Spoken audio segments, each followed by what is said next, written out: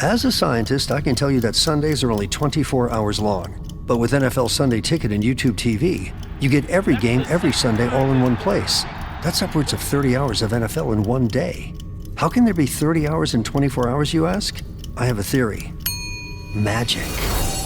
New users get NFL Sunday Ticket for 8 payments of $34.50 per month. Sign up at NFLSundayTicket.com. Local and national games on YouTube TV. NFL Sunday Ticket for out-of-market games excludes digital-only games and commercial use. Terms and embargoes apply. Availability varies. Raise the rudders! Raise the sails! Raise the sails! Captain, an unidentified ship is approaching. Over. Roger. Wait, is that an Enterprise sales solution? Reach sales professionals, not professional sailors. With LinkedIn ads, you can target the right people by industry, job title, and more. Start converting your B2B audience today. Spend $250 on your first campaign and get a free $250 credit for the next one. Get started today at linkedin.com/campaign. Terms and conditions apply. The family that vacations together stays together. At least, that was the plan. Except now, the dastardly desk clerk is saying he can't confirm your connecting rooms. Wait, what? That's right, ma'am. You have rooms 201 and 709. No, we cannot be 5 floors away from our kids. The doors have double locks. They'll be fine. When you want connecting rooms confirmed before you arrive, it matters where you stay. Welcome to Hilton. I see your connecting rooms are already confirmed. Hilton, for the stay. You're listening to Saucepans and Sidesteps.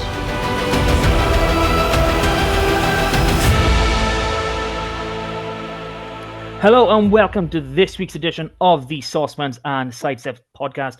Joining me, Big M, as always, the one and only Mr. HG Rugby, Huw Griffin, and friend of the pod and returnee, John Ashman. Good evening, my friends. How are we? Evening. Good evening. Good. So, I'm good, thanks. Good. Always nice to have a smiley face. And, well, Huw is the clothing connoisseur, but you seem to have this season's leisure kit on. Is that it? Not this season. I don't actually know what season it is, but it started from safe from a while ago. I think this cost me like £6 off Vinted. It's beautiful. Beautiful. But John, that's a very nice VX3 Scarlet t-shirt for there. Now, I was looking at that, and my concern was obviously the red badge on the red shirt. So I can see it a bit for there, but how prominent is it? Can you see it from a little bit away, like? Yeah, I think so. I mean, it's sort of glossy against the matte background, so it catches the light and what have you. I mean, the blue shirt obviously has got the white logo. Yeah, I like the dark one. I think the dark one will be for me until well, it depends on what the away kit looks like when it's finally announced officially. You know, that's going to be the turning point on what I decide to get this season. The third kit, the white one with the splashes on it, that actually looks better in real life, as it were, than on photographs. Photographs doesn't do it justice. Oh, that's good to know, because personally, I'm not a fan of the photos, and I haven't, I'm not in a position to get down there and have a quick look in the shop anymore, which it does break my heart, actually. I used to love just popping down every couple of weeks or so just for a little rummage around and have a look. So, boys, there was a little bit of something called Rugby on this past weekend, the first competitive game of the season. But prior to that, we had a small Save Our Scarlets march. First, I just want to shout out my apologies for my incorrect timings and whatnot last week. I really should have double-checked beforehand. But you know what life is like when you're doing fan podcasts. We're all volunteers. Timing gets stretched, so apologies for there. But John, were you at the march? Because I know obviously you were at the game. No, I couldn't make it for the march, unfortunately. I was following it on sort of socials and seeing pretty much every post that came up. It looked well attended. You know, there was a lot of support. There was a lot of love there. You could see that. Well, I don't know. I think it was led by the mayor. They had a big banner, and there was all the way down the street, I think.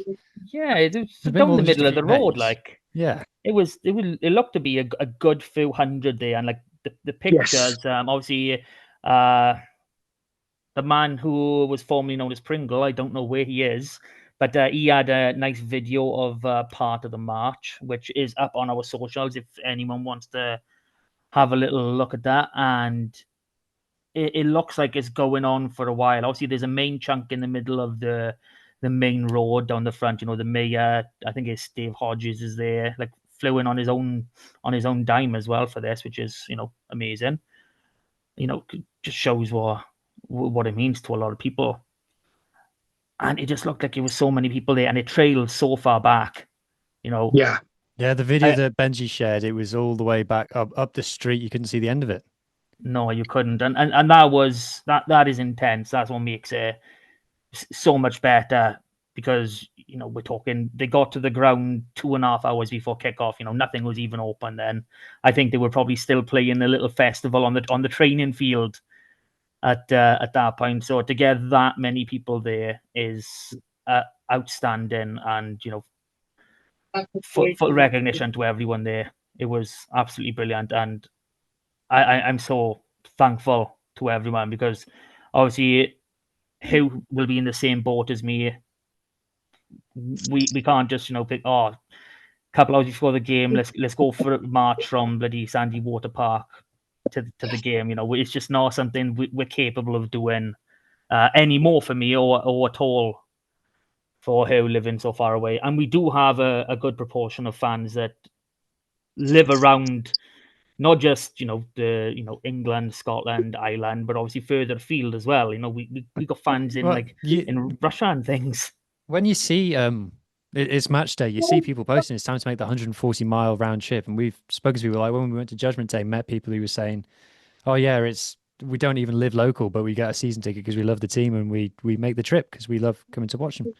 So I think that came across. It's great to see. Obviously, they were having a sing song, lots of pictures. It was great to see the Scarlets post it all over their socials as well. Just the kind of thing that you'd hope to be happening in the current situation. And, fair play to everybody who got that together and organised it. I think even the Scarlets fans who weren't able to attend took a lot of heart from it. The other thing that did show, or I was really impressed with, was just how many families, and it was a broad spectrum. It wasn't just sort of a select few blokes, as it were. Lots of families, huge age range there. It's encouraging to see, and the numbers in the stadium as well for the match. Yeah, 9,000. I think the official attendance was, yeah, so which is a great baseline. A great baseline. I think after the season after we won the league, we were averaging 10,000. So it would be great to see if we could get that sort of number in every week. That's for club rugby. That's exactly the level that we think we need to be. Yeah, for club rugby in Wales as well, that is incredible. We've always been one of obviously the top, either the top or second top in terms of attendances in recent memory, at least. So 9,000, absolutely outstanding. I would love for that to be our lowest attendance of the season, but we'll see how things go. We will see how things go. So on to the game itself. John, a little bit back to you now. Obviously, you were our fan in the ground. What was the atmosphere like pre-game, during? What was it like down there, just to be back? I've missed it, I must admit. To get, as I say, most of the North Stand, most of the South Stand sold out. And even sort of 15 minutes before kickoff, when you're looking across and you think, oh, there's not that many there. And then all of a sudden it just sort of filled. But yeah, it was a positive atmosphere. I think most people were confident of a good start to the season, which more of that anon. And yeah, again, there were people there. I mean, there's a family next to us. I'm not sure how often they've been in the past. They've got a family season ticket. And again, there was sort of people, sort of 7 or 8. It was an enjoyable atmosphere. You know, people meeting, actually people essentially meeting for the first time. And it's like they've known them for years. Yeah, because we've all got the Scarlets in common. Well, yeah, that's always been the thing with the Scarlets. It's always been a friendly atmosphere, I've found. Yeah. So, are you in the south or the north, John? We're in the North Stand. You're in the north. I only spent 1 season over in the north, and I was booted out today by the missus pretty sharpish. She weren't a fan of it for whatever reason. So what's different? Like what? Because obviously you got the terraces on one side. Were you standing or what? No, we've always been seated. My Christ, we'd have to go back to about something like 10 years to go back to the last time I would have been able to stand at a rugby match. I can't even stand watching a bloody local game. I can't take a camping chair. Was it too sunny in the North Stand? What was the matter? I'll be honest, I can't really remember. It was our second season as a family going. I think it was just the way we were specifically. We didn't have the greatest seats in the south, so we thought, oh look, we got this better seats over in the north. We'll try that. And I think because we had it was just we had 6 of us going at the time. My eldest tended to not come that often at that point. And I just think it was just where we were with the kids. It was a bit is a bit noisier. There's a bit more of I don't say a bit more of an atmosphere side, but it just feels noisier. It feels as though more things are going on. Like the south is not quiet by any means, but it seems slightly calmer, as in slightly you bit of space for thinking in your head. As such, there's always a lot of chatter going around in the north, which I liked personally. I did enjoy that. It was a fair bit more singing at the time. I don't want to say it's the same anymore. I really am struggling to think of the reasons why. I know she didn't like it. One of the many things that is weird and wonderful about her.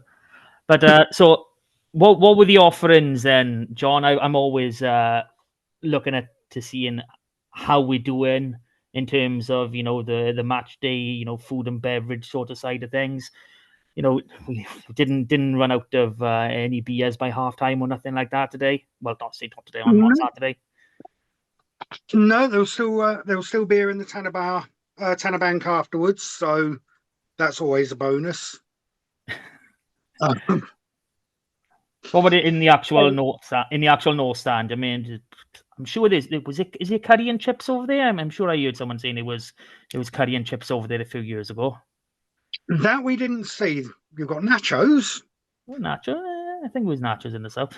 I can remember it was literally my last season, so we go in. I think that was 22-23, and someone was saying at the back end of the 21-22 season, they're saying, oh, they got bloody curry and chips over in the north next season. I was like, oh, I'm not going to get the missus to swap for that. It's good enough for me, but I'm glad I didn't miss out on that one. No, unfortunately, I didn't see any.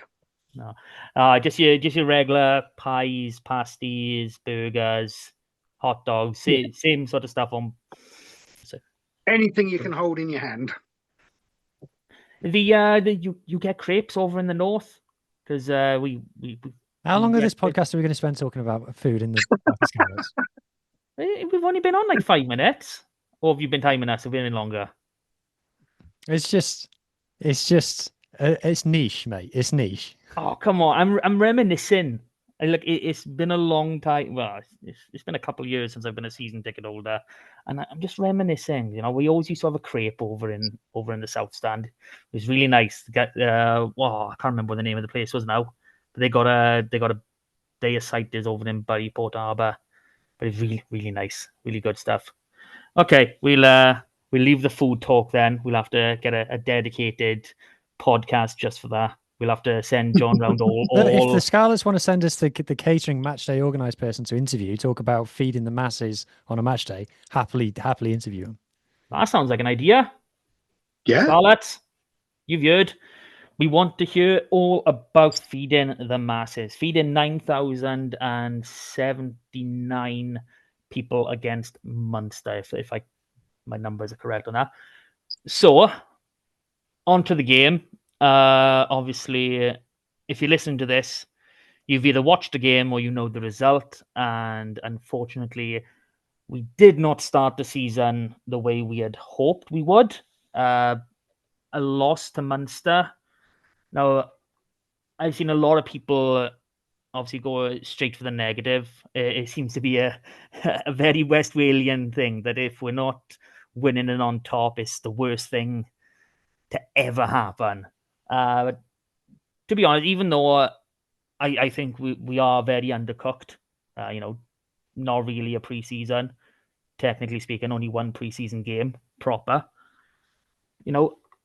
I thought there was good signs in there, and we weren't far off.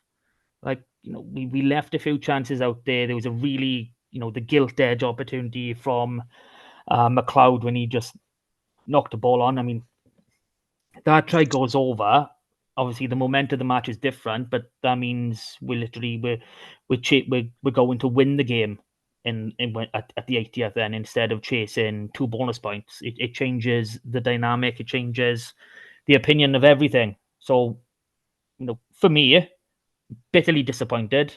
Honestly thought we would have been able to start with a win, but could have been a hell of a lot worse. Really could. Don't know about you.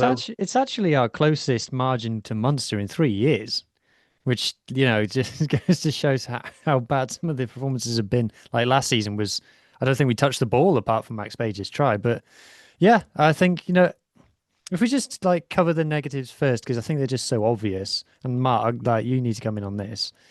Is that I felt like the pack struggled, and we'll divide it into two. We'll talk about the ball carrying and the scrum. So if we talk scrum first, give you your moment.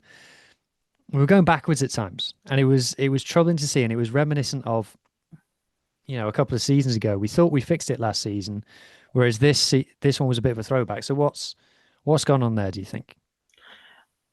Honestly, I haven't watched the game back, so I haven't had a chance to really look into each individual scrum and try and pinpoint what the issue was. A main thing for me will be the fact that Harry Thomas has come in. Obviously, yes, he's been training with the senior squad last season, and obviously this now, but now he's playing. Now he's in a competitive game, and it doesn't matter how much you replicate things in training. You can't replicate, real in-game scenarios. You can get maybe 85, 90%, but you can never truly replicate that.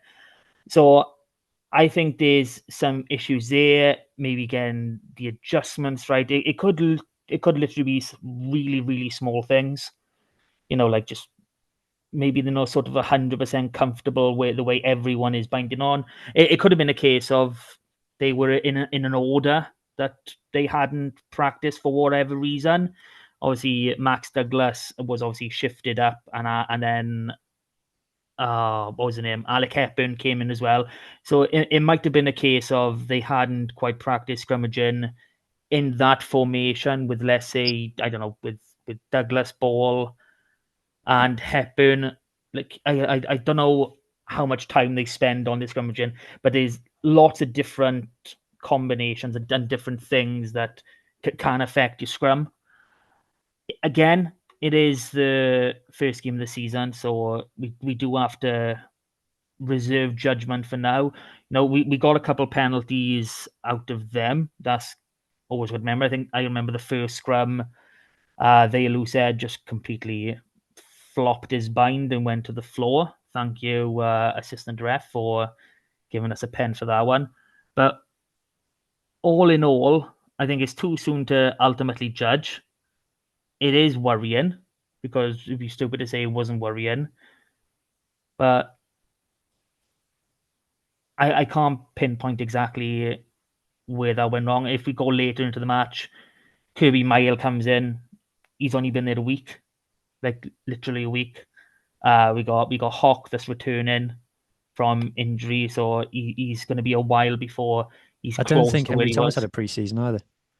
No, he didn't. He was literally had his operation, and that's it. You know, I like before the squad was announced, I was there literally scratching my head, going, "Okay, we've only seen Hawk as one of our senior players as a tight end, and he's on his way back from the major Achilles injury."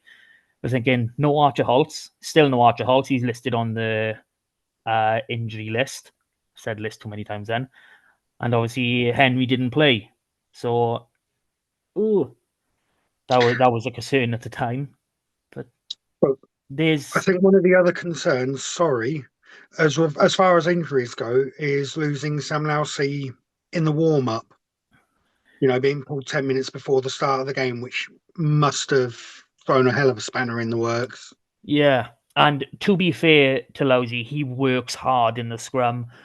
You know, a lot of people look at him. He's more of an athletic build, but the weight he does have and the work you see him put in, like you can see if you get a side angle and you look at the foot movement, you look at the angle at which their knees are and how much they're actually pushing on. So you'll see some boys, their just legs are locked out, but you'll always see some of you trying to push forward, giving everything he's got, not just holding it steady, trying to move it forward and having that coming behind you, not someone holding you in place, but someone pushing you forward. It makes a big difference. So I don't want to say it's our scrum has declined. I'll give it. It's the first game.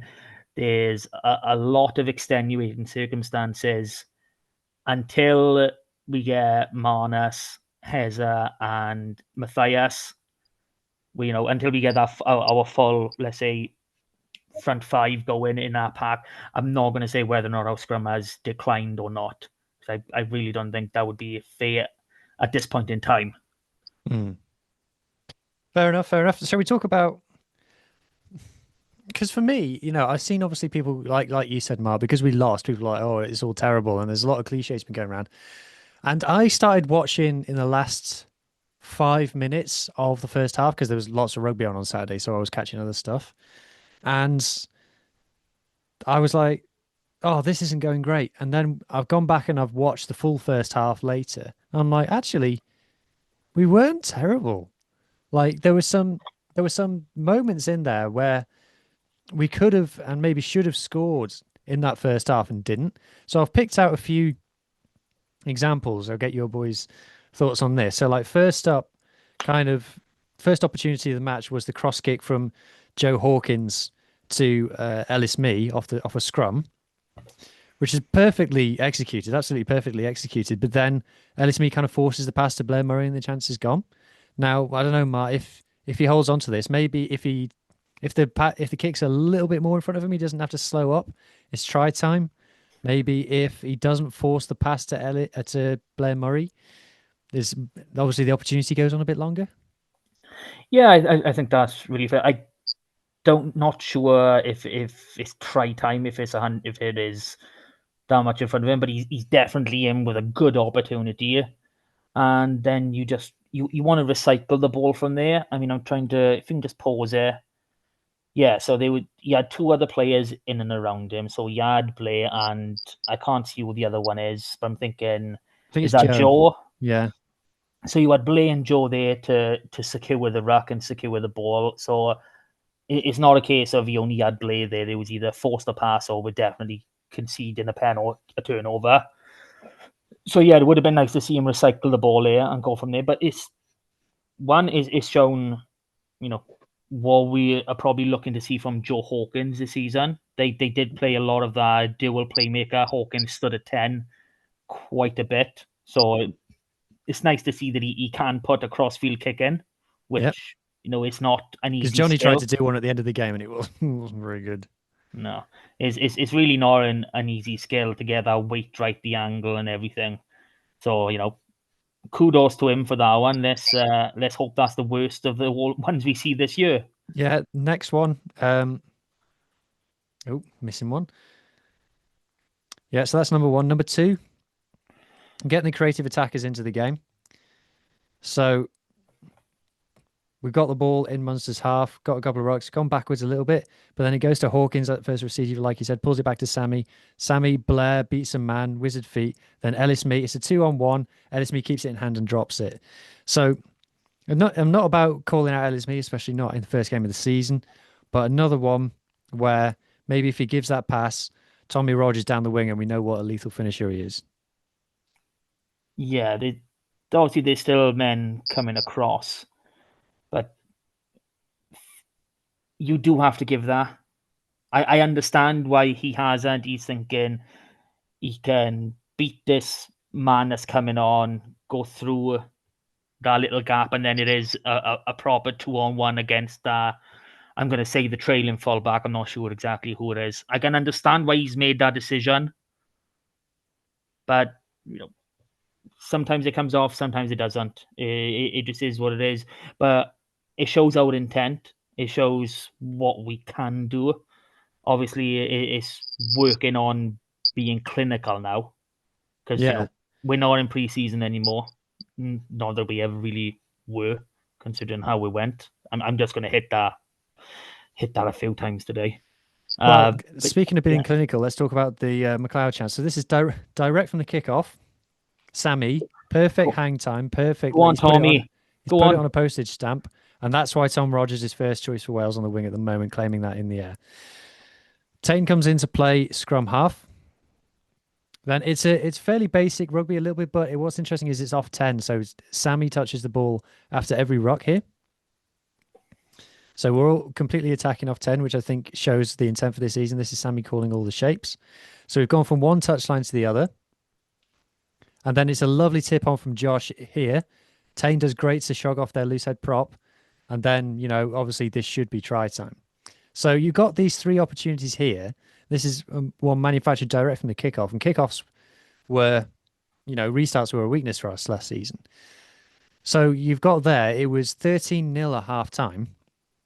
But we've got three opportunities there to, if not score a try, in the case of the last one, then get very close to scoring one. And then the second half is 21-all. So this is why I'm saying we weren't terrible. And I thought, for the record, Munster were very, very good in this game. I was impressed by them. So we've been beaten by a good side that a lot of people are expecting to be top 2, top 4 come the end of the season. And they played well. But this is why I'm saying it's not terrible, that I'm not panicking, because we did have good moments where you think maybe 2-3 matches in, they stick. And I am seeing, I saw someone write about how the Scarlets' backline was star-studded and didn't fire. I think that's harsh. I think it was the first game of the season. I think there is still the cohesion there. It's just a couple of balls didn't go to hand. I mean, say one or two of them opportunities come off in the first half, and that's 5 tries. That's most likely a different result, and for what is essentially 2 extra passes to get us over the try line, that is literally the difference in them saying it didn't fire to wow, they were absolutely amazing. Is the margins are so fine in people's heads. It's quite unbelievable. Obviously, there are a lot of work-ons, but for me, it's always going to come back to that match fitness aspect. We did not look ready. A lot of. I don't want to pin out anyone specifically. I think it was probably across the board, but no one really fired at 100%. I think probably Tom Rogers was probably our best player in terms of where we're used to seeing them in their own game. Yeah. So, I think just the one thing that made me most worried was the attacking at the end. So on 36 minutes, so we get a penalty. Sammy kicks it to touch, gets it right on the 5 meter. The maul doesn't really go anywhere, but we get a penalty off the back of it. And then we do a tap and go. And I just don't understand why we did a tap and go. I don't understand why we wouldn't go to the corner again or go for a scrum where we've got space, we can get our backs on the ball, and we know that Dwayne Peel loves a set play.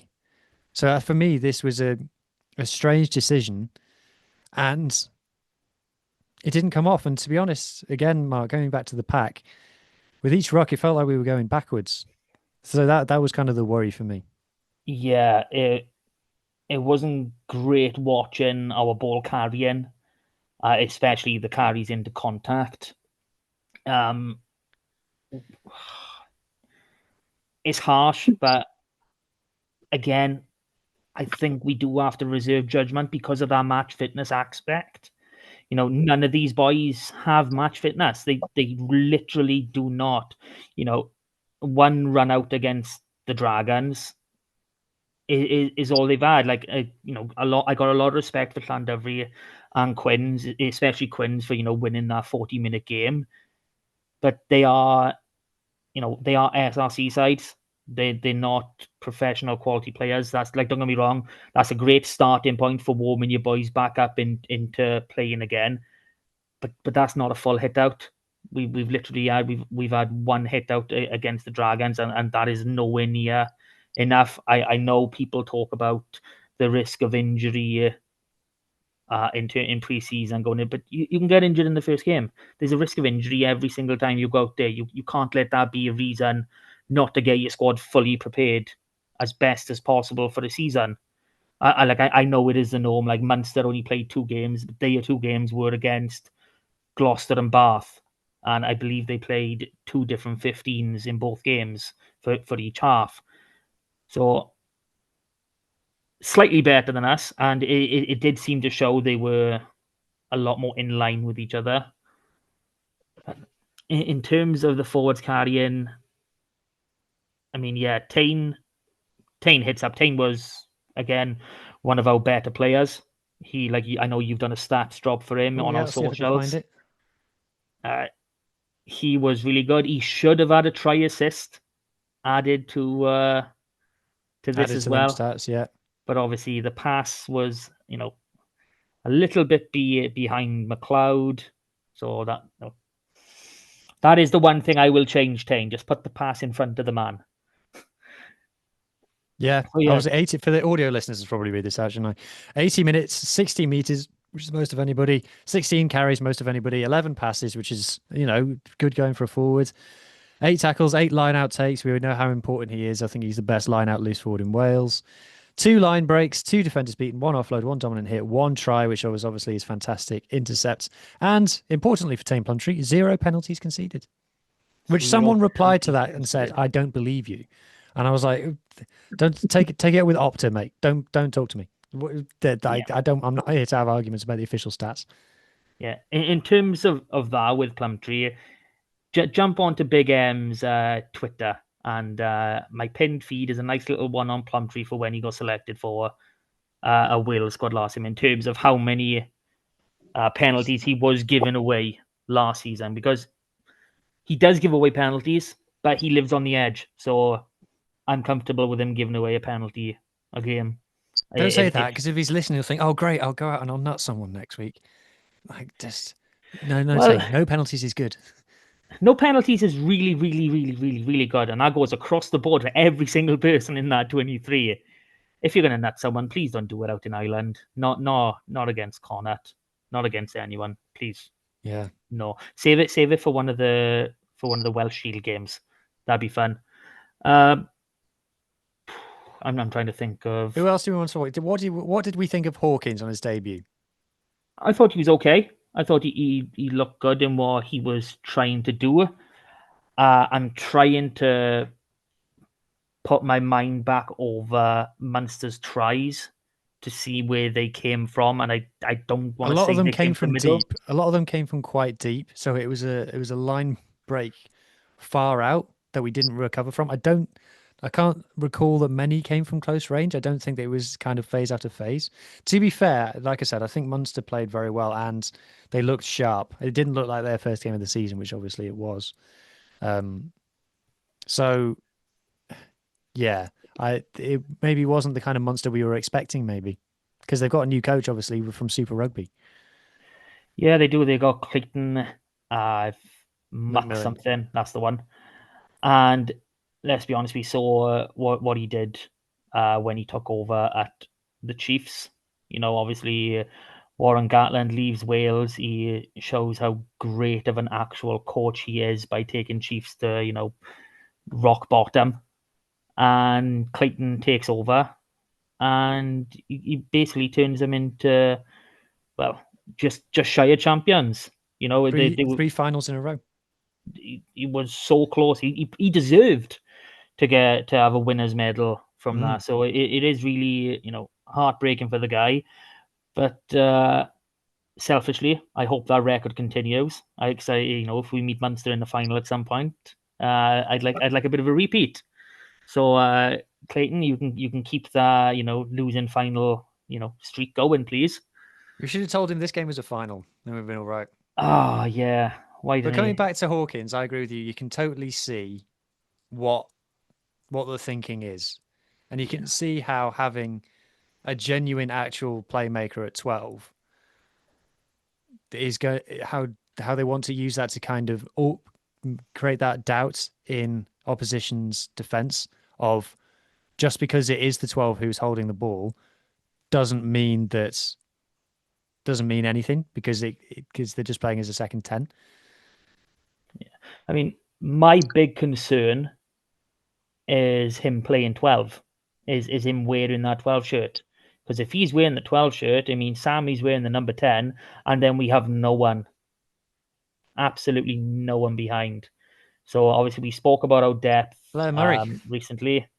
Yeah, Blair Murray, yeah, Eddie James, but when we talk in terms of our squad, the next pair of boys at fly off, I think they're both 19, is young Ellis Price with Quins and Stephen Jack Jones, who's now back playing with Llandudno after, playing a couple of games for his hometown club, Aberystwyth. So that is the main concern for me, is the fact that we can't change it up that much. We don't have a different style 10 to bring off the bench.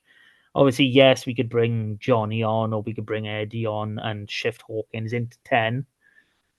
But I don't think that would change a great deal of things.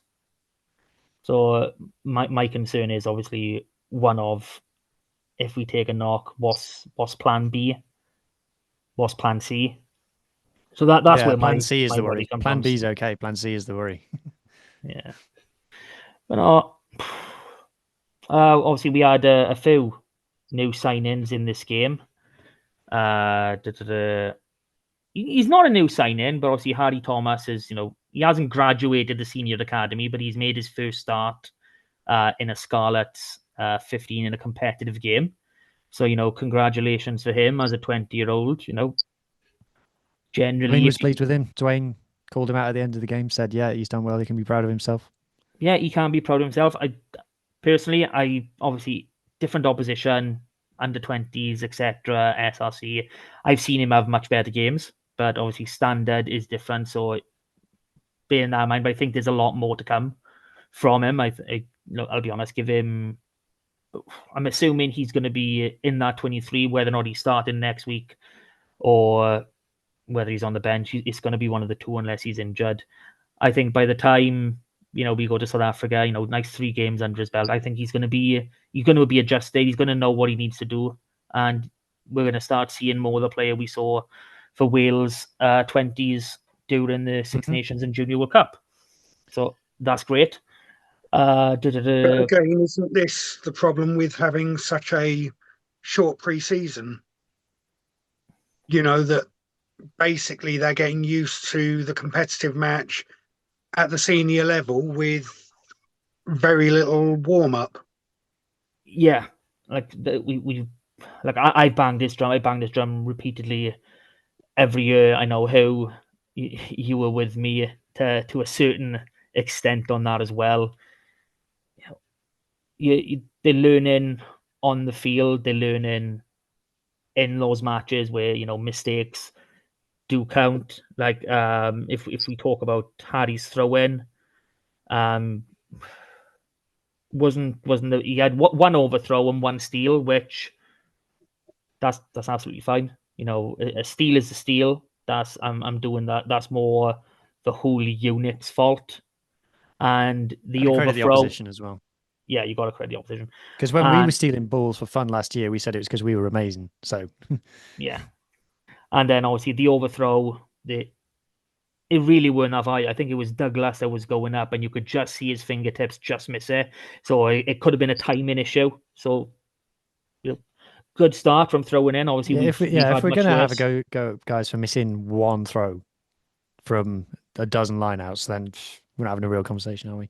Exactly. Yeah. So other boys, I'm trying to run through now. Tristan Davis, I think, was the other debutant. Yeah.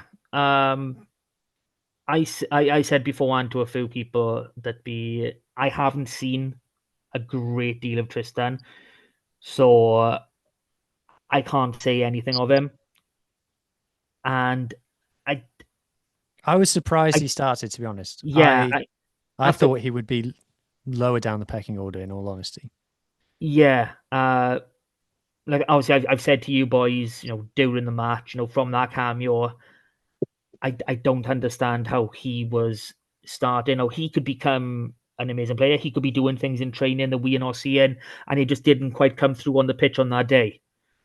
But from what we did see, I hope it was an off day, a real off day, because obviously we've got Ben Williams, who's the same age as him, who 2 years ago was running riot during our massive back row injury crisis, and he served us so well. As you know, I think he's 6'2", so whether or not that extra couple inches is a difference in terms of thinking, oh well, he can turn into a line out forward or not, I don't know.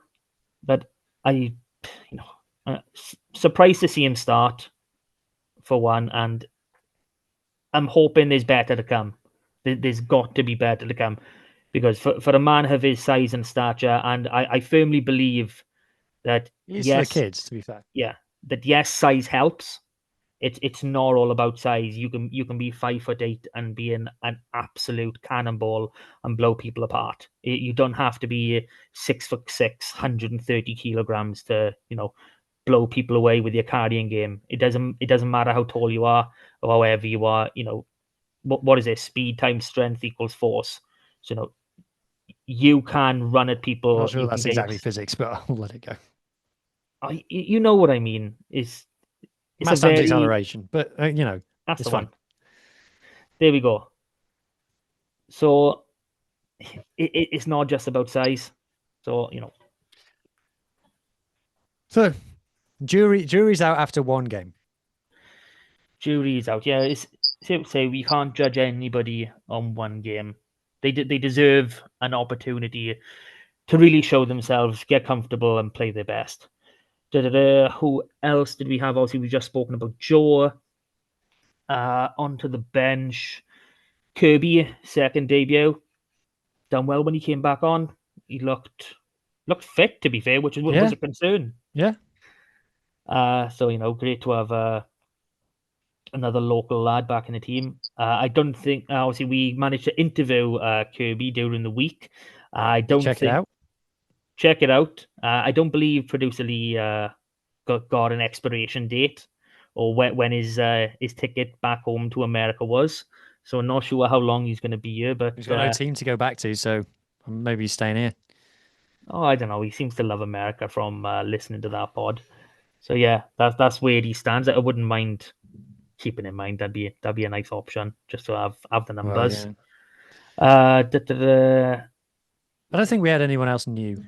Din Blacker, second debut. Yeah, well, he's not new. Second debut.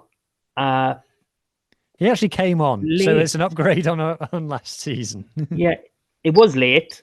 Too late to really affect anything much in the game in terms of result. But yes, he did come on. He came on for more than 5 minutes. So that is a change. So yeah. Who else? We had Johnny Williams and Max Page finished the bench, so that was everyone then. I thought one thing I did notice, Ellis Mee's aerial skills looked better than they did at the end of last season. He took a couple of very impressive high balls. Yeah, that was something we were actually talking about during the game. He did look like he'd done a bit of work. Got a try as well. Can't go wrong when you get a try. Yeah, we all like Ellis. We like the way he plays. I'm intrigued to see how our back three changes and progresses over the season, because we are so stacked there. But at the moment, I don't think you can change it. I don't know, John. What do you think? We've talked about this for ages. What's our best back three? Is it the one that we played at the weekends? I think it's certainly got a right to be there. I mean, Blair Murray is very solid. I don't see how changing it around for the sake of changing it around would do anything. I think Tommy Lewis is the big one, who's kind of the guy who at the moment you can't see getting a chance, but that's harsh because I think he would add something. I think if one of the boys gets a knock, you'd bring Tommy in. Oh, 100%. Tommy is next one to fly in personally for me, just because of how good he was doing towards the end of his returning season. Ellis me has to thank Tommy a lot, because it is that injury that ultimately gave Ellis his chance to show how good he is. Obviously, we have to deal with international call-ups and things like that, so rotation does need to come into it. I mean, I do think that, obviously, Tommy Rog and Blair Murray are bang on. They are our best. They are two of our best back three. Ellis is there right now. I don't know where Tommy Lewis is. If he's anywhere near where he was when he was last firing for us, then it is a big call. But I think we've got 4 frontline back three players that are interchangeable. And I think we should probably look to do that to keep everybody fresh throughout the season. We're not going to get... Max Page can drop in there as well. Exactly. We're not going to get as much luck with injuries as we did last season. Well, I'm hoping it was less luck and more the investment in the recovery equipment and ideology. Then we've also got the likes of Jack Davis that has shown repeatedly at the SRC level that he is a class above. We just brought Ioan Jones in, the former England under-20s fullback. Yes, Ioan Jones played for England. Unbelievable. But he showed a fair bit of class on the weekend on his debut for Carmarthen Quins.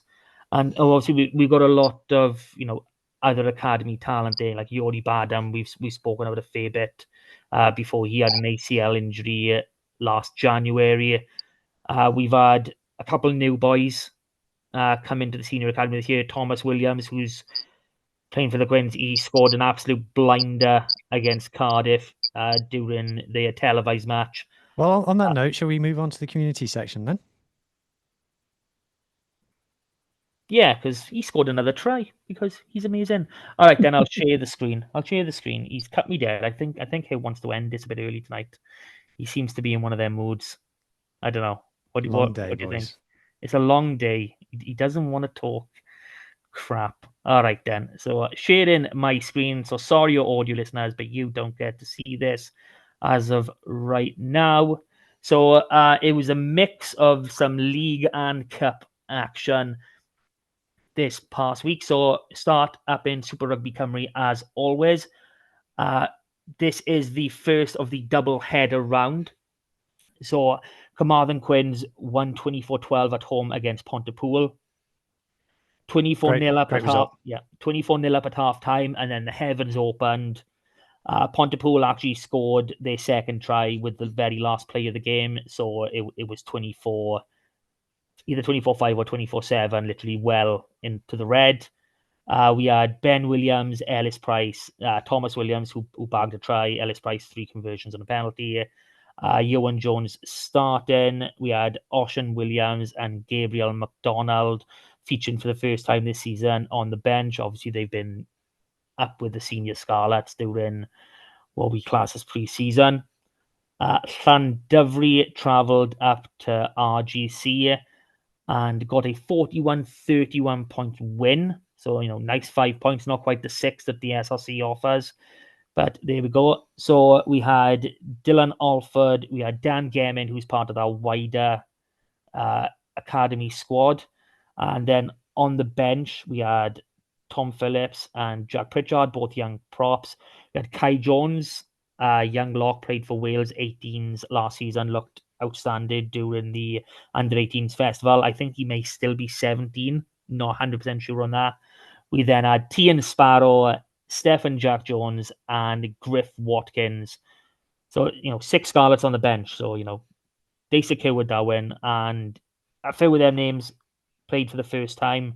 So, first time this season, Kai, Tian, Steph, and Griff. Brilliant. Let's hope we see them in more of their 23s as we go forward.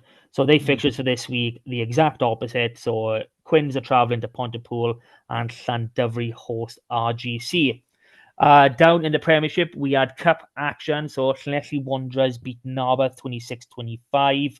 And Llangennech went down 19-50 at home to Merthyr. That leaves Wanderers as our only side left in the Premiership Cup. It's going to be tough going, but we believe in Wanderers. In the league action now, this coming Saturday, Llangennech are hosting Neath. And their own doubleheader, Llanelli Wanderers get to travel to Narberth into the Championship Cup. And John, this isn't very good. Plymouth conceded a walkover to Kenvigil. Now, obviously, you a boy plays for the age grade of Crymych. Do you know anything about the seniors? Is there anything going on with there? Not as much as I'd like to know, but yes, it was a bit of a disaster. Yeah, it can't be up. There's been plenty of walkovers, unfortunately, in the cup this past weekend. The other result, we had Newcastle Emlyn winning 23-8 against Gleneath. So that means we've only lost Crymych.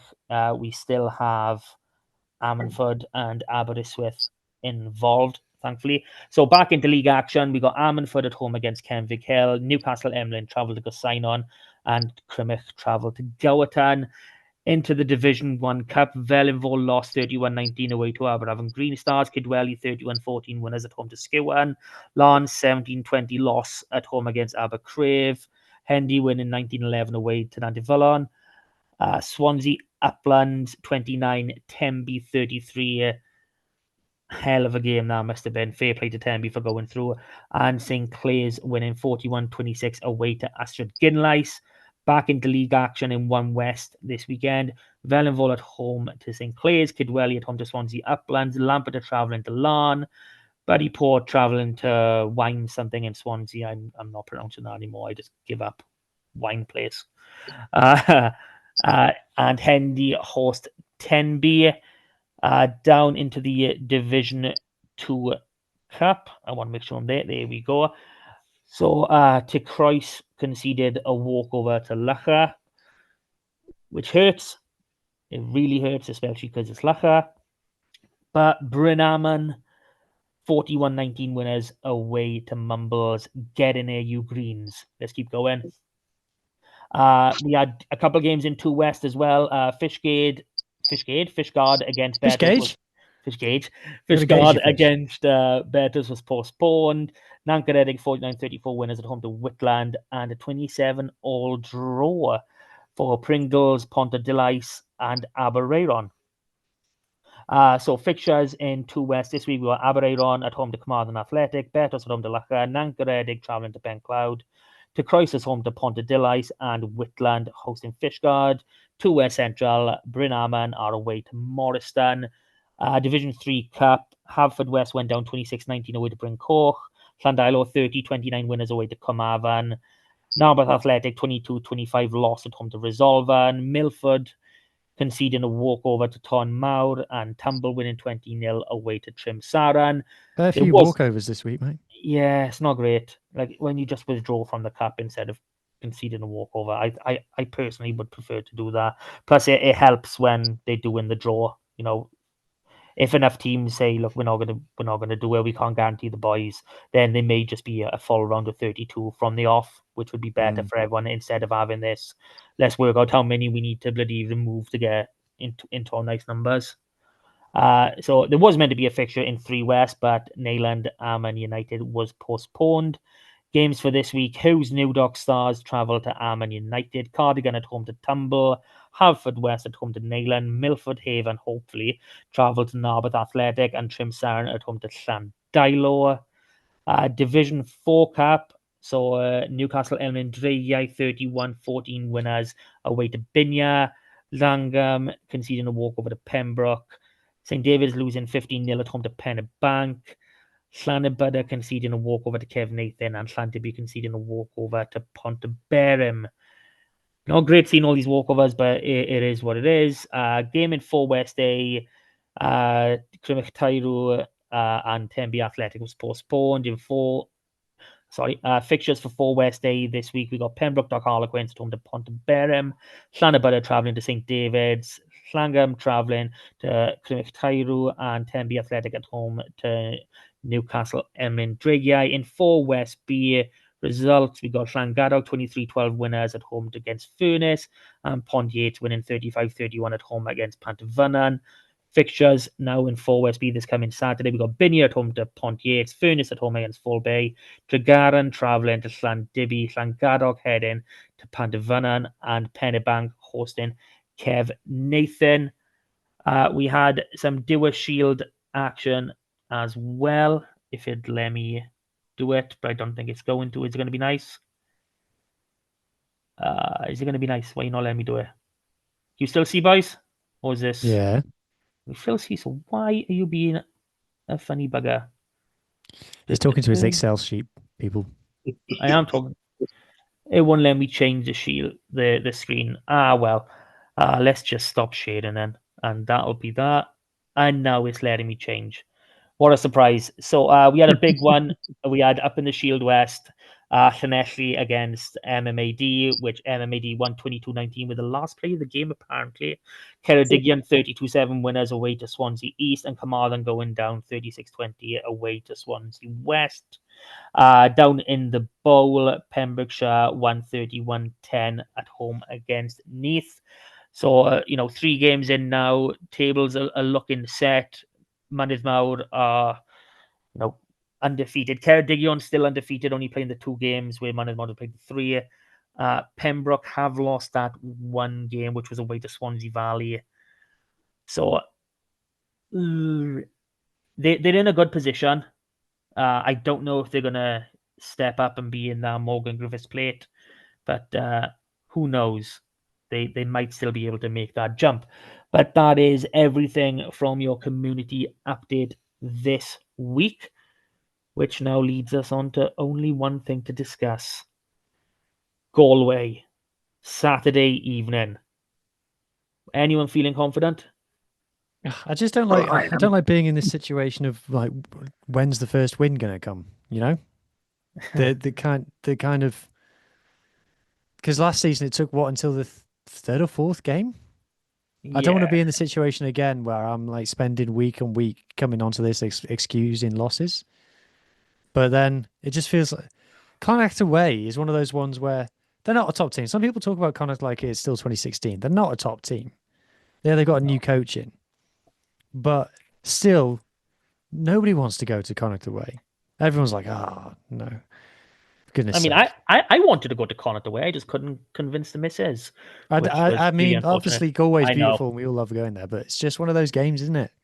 Yeah, it seems to be a tough place to head out to. I mean, they did get a 5-point win this week, 26-15 at home against Benetton. As always, we know Benetton are no mugs anymore. I feel like we keep saying that more or less every week. But, I haven't watched their game, so I can't. Got a good attack, all told. Supposedly their attack is good and their defense is a bit iffy. They haven't strengthened that much in terms of signings, but they got a new coach in. So, fun. Absolute fun. So, let's have a quick look at it. So it seems most of the tries came, well, it seems like an unequal split. So 2 from the forwards, 2 from the backs. And yeah, no penalties. So, oh. Benetton scored a try in the 80th minute, so they were 26-8 going into the red. So they were very comfortable winners in this game. So I will always have confidence that we can beat anybody. I don't see any reason why we can't beat Connacht, especially now 1 game further in. We've made, let's say we take those 3 try scoring opportunities. We've had them. We need to learn. We can work on them. The tap and go, which, where we ended up going backwards. I do think that's more down to Niall Scannell's injury, because we had momentum before that, and the break for 5 minutes or so just absolutely killed any momentum we had. And the TMO check for no reason, checking nothing. There were so many of them. It was really weird. I think if a TMO dials in and then they decide there's nothing doing, the TMO should get tasered.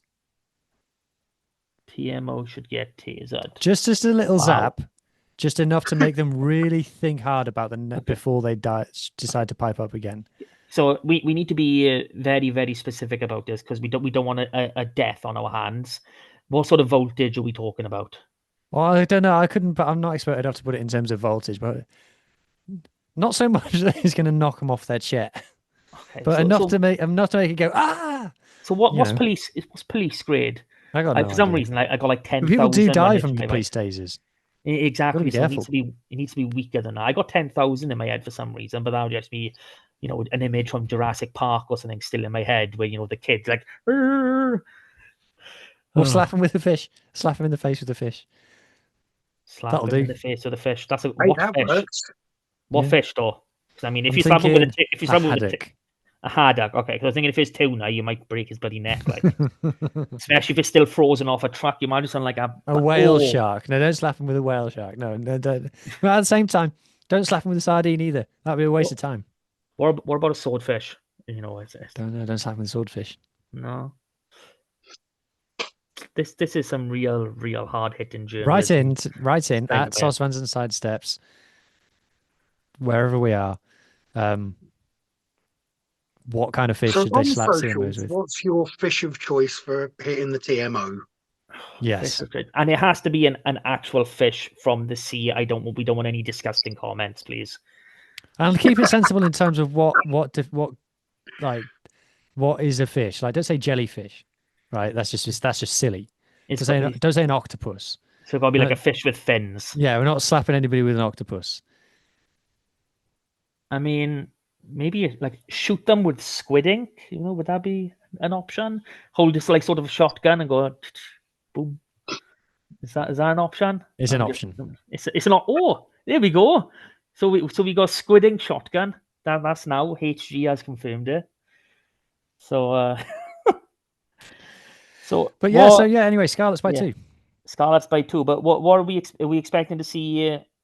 Despite the 2, other than the 2 changes that were made late to the 23, are we expecting any changes? I'm a little bit concerned. I hope Sammy's fit. Did you notice that when he clashed heads with Johnny, you could hear it on the ref mic?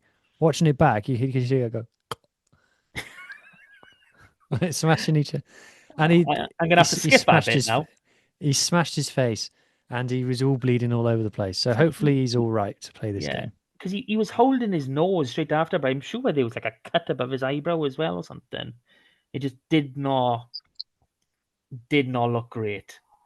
So we're hoping Matthias and Lousy, for whatever reasons you dropped out, you are fit and firing and come back in. Because they 2 big carriers for us. They can be both absolutely destructive at times, which I'd like to see more from Kemsley in that aspect. I know how great of a scrummager he is. I want to see some more of these barnstorming hits going in. I want to see that 5 meter tap, Kemsley on his own, and just take about 3 men over the line with him. That's what we want. So, okay, Dwayne, all your tactics of the 5 meter tap and go, throw him out the window. Kemsley on his own, just get him through. That's all we're working with. Well, I'm an eternal optimist. I think it's going to be Scarlets by a try at least. I think by at least 7. At least 7. Oh, I'd like to be in the same boat as you. I'm probably... Look, I have full confidence we can win. I have full confidence we can get 4 tries. At least 4 tries. But, new combinations, these new players bedding in, mistakes do happen. Obviously, there's not a great deal of new players, but there are still some. I think it's going to be Scarlets by 5, I think. Is it any change you'd like to make to 23? Like, I know we spoke a bit about Tristan Davis. I mean, do we go with Douglas at 6 and have, 2 back row forwards on the bench again? I don't like that as a policy. I'd like to have a lock on the bench. If we have Douglas at 6, I want to see Jack Price on the bench, please. But he's another one that's currently... He was named injured. The team sheet came out last week. So we've got 3 fit second rows in the whole world. Well, technically 2, because obviously Sam Lousy, we don't know the score then. Oh, for crying out loud. You remember what we said on our depth chart? Yeah. But, one good thing is an academy lock made his return from injury this weekend. With Leslie Wanderers, Sam Williams. Oh, yeah. Well, he's played for the Wands. I didn't realise. Chuck him in. I know he's played in... That's the Premiership. He's played in the Premiership. He's definitely ready for URC rugby. Definitely ready. Let's get him up there.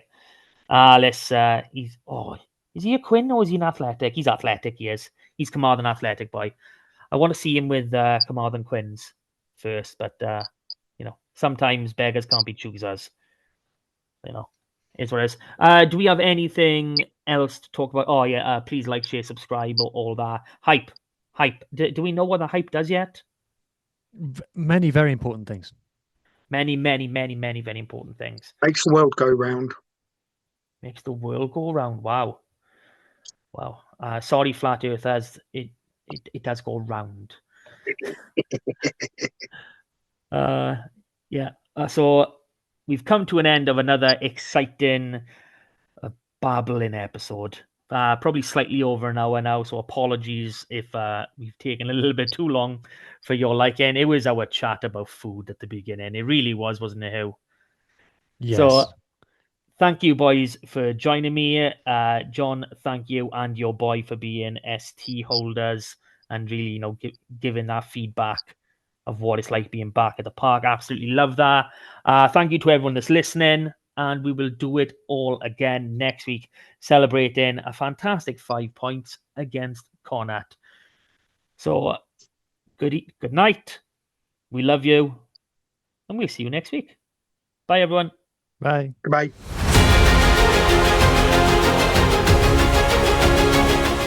That was Saucepans and Sidesteps. Please rate, review and share on socials if you can, and join us again next week for more of the same. And until then, enjoy your rugby.